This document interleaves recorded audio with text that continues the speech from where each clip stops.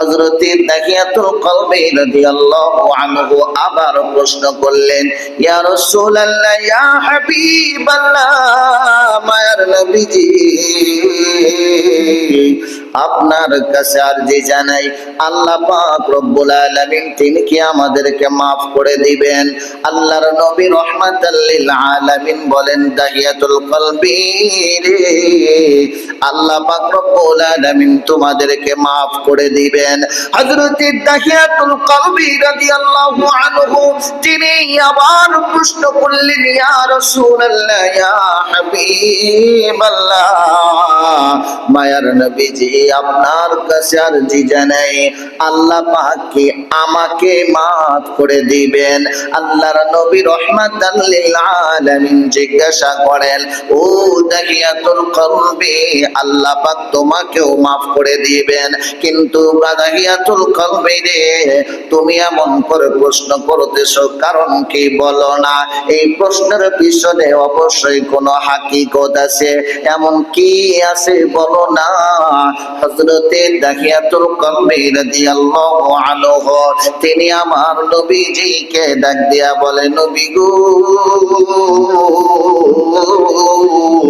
ইয়া রাসূলুল্লাহ, ইয়া হাবিবাল্লাহ, মায়ার নবীজি, আল্লাহর নবী গো, আমি যখন মুসলমান হই নাই, আমি যখন জাহিলিয়াতি অবস্থায় ছিলাম, জাহিলিয়াতি হালতে ছিলাম, আমি যখন আমার অন্ধকার যুগে অবস্থান করেছিলাম, অন্ধকারের মধ্যে ছিলাম, নবী গো, ইয়া রাসূলুল্লাহ, ইয়া হাবিবাল্লাহ, মায়ার নবীজি, ওই সময় আমি এমন একটা অন্যায় করেছি, এমন একটা অপরাধ করেছি গো নবীজি, যে অপরাধের কথা আমি বলতে পারি না, যে অপরাধের কথা আমাকে বারবার স্মরণ করে দেয়, যে অপরাধের কারণে আজকে আমি ইসলাম গ্রহণ করেছি, ঈমান আনয়ন করেছি।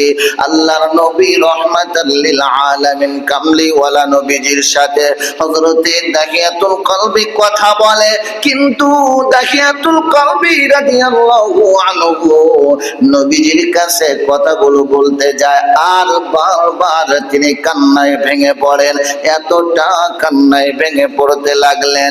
নবী আমার ডেকে বলে, দাহিয়াতুল কলবি রে, তুমি এমন ভাবে কান্নায় ভেঙে পড়তেছো, এমন কি ঘটনা বলো না? হযরত দাহিয়াতুল কলবি রাদিয়াল্লাহু আনহু আল্লাহর নবী রাহমাতাল লিল আলামিন কে ডেকে বলে, নবী গো, ইয়া রাসূলুল্লাহ, ইয়া হাবিবাল্লাহ, মায়ার নবীজি, আমি যখন অন্ধকারের মধ্যে ছিলাম, জাহিলিয়াতি অবস্থায় ছিলাম নবীজি, আমি ব্যবসা করতাম, দেশের বাইরে অন্যান্য জায়গায় গিয়ে ব্যবসা করতাম।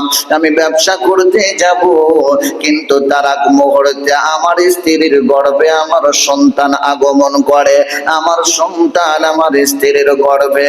আমি যখন ব্যবসা করার জন্য রওনা দিব, এমন সময় আমার স্ত্রীকে ডেকে বললাম, বিবি রে, আমি তো চলে যাচ্ছি ব্যবসার জন্য বাহিরে, তবে তোমার কাছে ওসিয়ত করে যাই, তোমাকে বলে যাই, শুনে নাও, তোমার গর্ভে যে সন্তান আছে, সন্তানটি যদি ছেলে সন্তান হয়, তাহলে তাকে তুমি আদর যত্ন করে লালন পালন করবা, ও বিবি। আর যদি কন্যা সন্তান জন্মগ্রহণ করে, এই কন্যা সন্তান জন্মগ্রহণ করলে তাকে তুমি বাঁচা রাখবা না, ওই মুহূর্তে ভূমিষ্ঠ হওয়ার সাথে সাথে দুনিয়া থেকে বিদায় করে দিবা।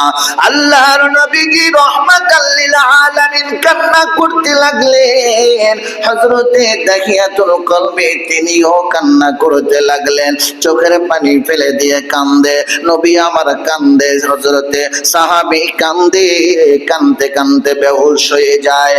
আল্লাহর নবী রাহমাতাল লিল আলামিন, দয়ার সাগর নবী আমার কতটা কষ্ট করেছে আমার নবী সহ্য করতে পারে না। উম্মতের মায়া যার এত ভিতরে, উম্মতের উম্মতের মায়ায় একটা মুহূর্ত নবী আমার ভালো থাকতে পারেন নাই। উম্মতের জন্য প্রতিটা মুহূর্ত কষ্ট করেছেন। দিনের পর দিন আমার নবী না খেয়ে কাটাইলো। দিনের পরে দিন আমার নবী উম্মতের জন্য কষ্ট করলো। দিনের পর দিন কাফেরদের অত্যাচার নির্যাতন সহ্য করলো। আমার নবী রহমাতাল লিল আলামিন, দয়ার সাগর নবী আমার এতটাই উম্মতের জন্য পেরেশান ছিলেন। এই উম্মতেরা ওই সময় অন্ধকারে থাকা মানুষগুলো আবু জেহেল কাফেরেরা সহ আমার নবীজি রহমাতাল লিল আলামিনকে বারবার আক্রমণ করেছে, জুলুম অত্যাচার নির্যাতন সাহাবীদের উপরে চালিয়েছে। আমার নবী রহমাতাল লিল আলামিন, দয়ার সাগর নবীজি, যেই নবী উম্মত ছাড়া পৌঁছান না, যে নবী প্রতিটা মুহূর্তে উম্মতের মায়ায় কান্দে, আল্লাহ পাক রব্বুল আলামিন দেখে বলেন, ও দুনিয়ার মানুষেরা শোনো, তোমরা ঈমান আনো আল্লাহর প্রতি এবং আমার বন্ধুর প্রতি। ইয়া আইয়ুহাল্লাযীনা আমানু আমিনু বিল্লাহি ওয়া রাসূলিহি, ও ঈমানদারেরা তোমরা ঈমান আনো আল্লাহর প্রতি, রাসূলের প্রতি। আর এক জায়গায় আল্লাহ পাক রব্বুল আলামিন ডেকে বললেন, দুনিয়ার মানুষেরা শোনো। আল্লাহ পাক রব্বুল আলামিন বলেন, ও দুনিয়ার মানুষেরা শোনো, তোমরা তোমাদের জন্য সীমানা নির্ধারণ করে দেওয়া হলো। তিলকা হুদুদুল্লাহ ওয়া মান ইউতিইল্লাহা ওয়া রাসূলাহু ইউদখিলহু জান্নাতিন তাজরি মিন তাহতিহাল আনহার। আল্লাহ পাক রব্বুল আলামিন ডেকে বলে, তোমাদের জন্য সীমানা নির্ধারণ করে দেওয়া হলো। কতটুক সীমানা?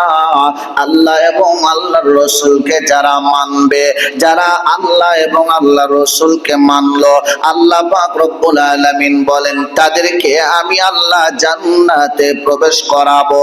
আল্লাহ পাক রব্বুল আলামিন দেখে বলেন, রে দুনিয়ার মানুষেরা তবে শুনে নাও, তোমরা যদি ঈমান আনো, তোমাদের মধ্যে যদি তিনটা গুণ থাকে, তিনটা কাজ থাকে, তিনটা কাজের কারণে আমি আল্লাহ পাক রব্বুল আলামিন তোমাদেরকে মাফ করে দিব। আল্লাহ পাক রব্বুল আলামিন বান্দাকে মাফ করে দেওয়ার কথা ঘোষণা করলেন, ইল্লা মান তাবা ওয়া আমানা ওয়া আমিলা আমালান সলিহান ফাউলাইকা ইউবাদদিলুল্লাহু সাইয়্যাতিহিম হাসানাত ওয়া কানা আল্লাহু গফুরুর রহিমা। অন্য জায়গায় আল্লাহ পাক রব্বুল আলামিন বলেন, ওয়ালাউ আন্নাহুম ইযলামু আনফুসাহুম জাউকা ফাস্তাগফিরুল্লাহ ওয়াস্তাগফারা লাহুমুর রাসূল লাওয়াজাদুল্লাহা তাওয়াবার রহিমা। আল্লাহ পাক রব্বুল আলামিন দেখে বলেন, রে দুনিয়ার মানুষেরা শুধু শুধু তোমরা আমি আল্লাহর কাছে ক্ষমা চাও, আমি আল্লাহ তোমাদেরকে ক্ষমা করে দিব। তবে ক্ষমা করব কিন্তু বান্দারে, ও বান্দা তুমি আমি আল্লাহর কাছে ক্ষমা চাইবা নিশিতে নির্জনে একা একা সর্বমুহূর্তে নামাজের মাধ্যমে ক্ষমা চাইলা। ও বান্দা নামাজের মাধ্যমে ক্ষমা চাচ্ছ, এমনও কিছু অন্যায় করেছো যে অন্যায়ের কথা তুমি বলতে পারছো না। ও বান্দা বলার দরকার নাই, মনে মনে একটু আমি আল্লাহকে আল্লাহ বলে ডাক দাও, আমি আল্লাহ পাক রব্বুল আলামিন তোমাকে ক্ষমা করে দিব। লা তাকনাতু মির রাহমাতিল্লাহ ইন্নাল্লাহা ইয়াগফিরুয যুনুবা জামিআ ইন্নাহু হুয়াল গফুরুর রহিম। আল্লাহ পাক রব্বুল আলামিন বলেন, তোমরা আমার রহমত থেকে নিরাশ হইও না, তোমরা আমার রহমত থেকে দূরে সরে যাইও না। আমার রহমতের ভান্ডার, আমার রহমতের মধ্যে তোমরা থাকবা, আমার রহমতের চাদরের মধ্যে থাকো, আমি আল্লাহ পাক রব্বুল আলামিন তোমাকে মাফ করে দিব। ও বান্দা, মাফ করে দেওয়ার জন্য তোমাকে আমি বলে দিই, আমি আল্লাহ এমনি এমনি মাফ করি না। এমনি এমনি যদি তুমি আমার কাছে মাফ চাও, মাফ হবে না। তোমাকে আমি আল্লাহ মাফ করব, তবে একটা শর্ত আছে। বান্দা রে, ও বান্দা, ওয়ালাউ আন্নাহুম যালামু আনফুসাহুম জাউকা ফাস্তাগফিরুল্লাহ ওয়াস্তাগফার লাহুমুর রাসূল। তোমরা যদি নিজের উপরে জুলুম করেছো, এই জুলুম করার কারণে অপরাধী হয়েছো, গুনাহ করেছো, তওবা করো। আমার বন্ধু রহমাতাল লিল আলামিনের দরবারে গিয়ে, আমার বন্ধু রহমাতাল লিল আলামিনের কাছে গিয়ে তোমরা তওবা করো। তোমরা যদি নিজেদের প্রতি জুলুম করেছো, আমার বন্ধুর কাছে গিয়ে তওবা করো, আমার হাবিবের কাছে গিয়ে তওবা করো। আমি আল্লাহ পাক রব্বুল আলামিন তোমাকে maaf করে দিব। আল্লাহর নবী রহমাতাল লিল আলামিনের দরবারে তাহিয়াতুল কলবি অপরাধ করেছে, আল্লাহর কাছে ক্ষমা চাইতে, আল্লাহর কাছে ক্ষমা চায়, যার কারণে আমার নবীজির দরবারে হাজির হয়ে গেছে। আল্লাহর নবীজি রহমাতাল লিল আলামিন কথাগুলো শুনতেছিলেন। হযরতে তাহিয়াতুল কলবি কি বলে, নবী গো, ইয়া রাসূলুল্লাহ, ইয়া হাবিবাল্লাহ, আমার নবীজি, আমি তো চলে গেলাম বাড়ি থেকে, আমার পরিবার, আমার স্ত্রীকে আমি বলে চলে গেলাম, ছেলে সন্তান জন্ম নিলে তাকে তুমি অতি যত্ন করে আদর করে লালন পালন করবা। আর যদি কন্যা সন্তান হয়, তাহলে এই কন্যা সন্তানকে বাঁচিয়ে রাখবা না, সাথে সাথে দুনিয়া থেকে চিরবিদায় করে দিবা। হযরতে তাহিয়াতুল কলবি ব্যবসা করতে চলে গেলেন। ব্যবসা করতে করতে 5 বছর 7 বছর হয়ে যায়, কয়েকটা বর্ণনা পাওয়া যায় 5-7 বছর হয়ে গেল। এমন সময় হযরত তাহিয়াতুল কলবি ব্যবসা করে বাড়িতে চলে আসলেন। বাড়িতে আসার পরে দেখি বাড়ির মধ্যে সুন্দর একটা ফুটফুটে সুন্দরী একটা মেয়ে হযরত তাহিয়াতুল কলবির সামনে দিয়ে ঘোরাঘুরি করে, আর তাহিয়াতুল কলবিকে আব্বা আব্বা বলে ডাকতে থাকে। হযরতে তাহিয়াতুল কলবি তিনি চিন্তা করলেন, ব্যাপার কি, এত সুন্দর মেয়েটা, এত সুন্দর চেহারা। তাহিয়াতুল কলবি কত সুন্দর চেহারা ছিল তার চাইতেও সুন্দর চেহারা আল্লাহ পাক রব্বুল আলামিন তাহিয়াতুল কলবির মেয়েকে দিয়েছিলেন, যার কারণে তার নাম রাখা হয়েছিল জামিলা, অতীব অত্যন্ত খুবই সুন্দরী। হযরতে তাহিয়াতুল কলবি বিবিকে ডাক দিয়া বলে, বিবি রে, ও বিবি, বলো না, এই মেয়েটাকে, এই বাচ্চাটিকে, এই মেয়েটাকে কেন আমারে বারবার আব্বা আব্বা বলে ডাকতে থাকে, কারণ কি, এই বাচ্চাটা মেয়েটাকে বলো না। হযরতে তাহিয়াতুল কলবির বিবি ডাক দিয়া বলে, স্বামী গো, মাফ করবেন, এত সুন্দর চেহারা, এই মেয়েটা আপনার মেয়ে, আপনি যেই সন্তানকে আমার গর্ভে রেখে চলে গিয়েছিলেন ব্যবসা করার জন্য, ও স্বামী, আপনি আমাকে বলেছিলেন ছেলে সন্তান হলে রাখতে, লালন পালন করতে, আর মেয়ে সন্তান হইলে তাকে দুনিয়া থেকে হত্যা করতে হবে, সরিয়ে দিতে হবে। কিন্তু বিশ্বাস করেন স্বামী গো, আমার মেয়ের চেহারা এত সুন্দর চেহারা, এই চেহারার কথা মনে পড়ে যায়। আপনার চেহারা এত সুন্দর, আপনার মেয়ে আমার কাছে, আপনি তো আমার কাছে নাই, যার কারণে আমি আপনার মেয়ের চেহারা দেখে, আপনার ভালোবাসায় আমি আপনার মেয়েকে হত্যা করতে পারি নাই। আমি তো মা, মা কেমনে সন্তানকে হত্যা করবে, মা সন্তানের কষ্ট সহ্য করতে পারে না। হযরতে তাহিয়াতুল কলবি রাদিয়াল্লাহু আনহুকে ডেকে বলে, স্বামী, দয়া করে মাফ করবেন, অনেক সন্তানকে আপনি হত্যা করেছেন, তবে আমার মেয়েকে আপনি হত্যা করবেন না, আমার মেয়ের কোনো ক্ষতি করবেন না। তাহিয়াতুল কলবি তিনি কোনো কথা বললেন না, স্বাভাবিকভাবে তিনি অবস্থান করলেন। কিছুক্ষণ পরে একটা মুহূর্ত বা একটা সময় হযরতে তাহিয়াতুল কলবি রাদিয়াল্লাহু আনহু ডেকে বলে, বিবি রে, আমার মেয়েকে সুন্দর করে সাজিয়ে দাও, বেড়াইতে যাব। মেয়েকে সুন্দর করে মা নিজ হাতে সাজিয়ে দিলেন, গোসল করাইলেন, মেয়েকে সুন্দরভাবে সাজিয়ে দিলেন। মা অত্যন্ত খুশি আনন্দের সাথে মেয়েকে সাজাইলেন। মেয়ে নিজেও খুশি হয়ে গেলেন, বাবার সঙ্গে বেড়াইতে যাবে। যাইতেছে যাইতে যাইতে যাইতে যাইতে একটা জায়গায় গিয়ে অবস্থান করলেন। কোন কোন বর্ণনায় আসে জান্নাতুল বাকির কথা বলা হয়। এই জায়গাতে যখন গেলেন, ওই জায়গাতে যাওয়ার পরে মেয়েকে দাঁড় করিয়ে রেখে দাহিয়াতুল কলবে তিনি গর্ত খনন করতে লাগলেন। মেয়ে মাঝে মাঝে ডেকে বলে, বাবা এই গর্ত খনন করতেছেন, কি করবেন?